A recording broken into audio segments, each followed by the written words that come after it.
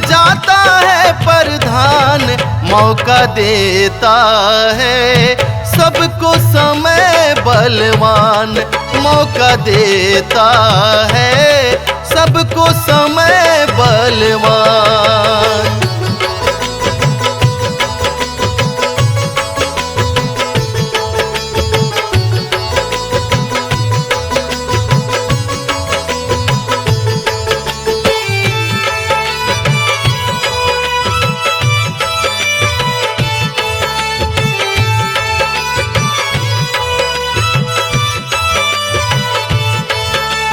छोटी सी दुकान किया, बहा पसीना काम किया।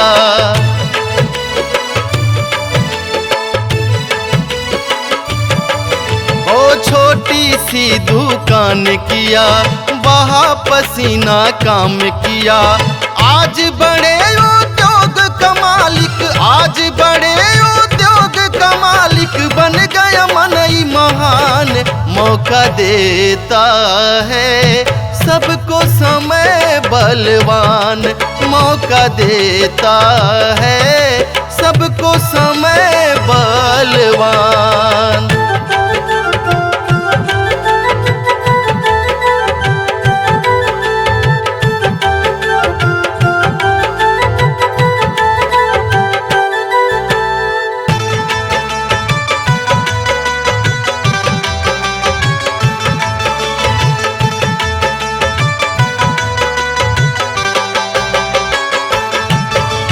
मस्त रहो व्यस्त रहो, गमों से ना त्रस्त रहो।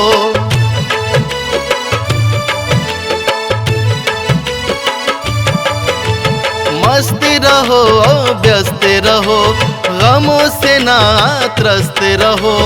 तन का नहीं रे मन का जितता, तन का नहीं रे मन का जितता, आया पहलवान, मौका देता है सबको समय बलवान, मौका देता है सबको समय बलवान। कर्म किए जा फल देने, कर्म किए जा फल देने वाला बैठा भगवान, मौका देता है सबको समय बलवान, मौका देता है सबको समय बलवान।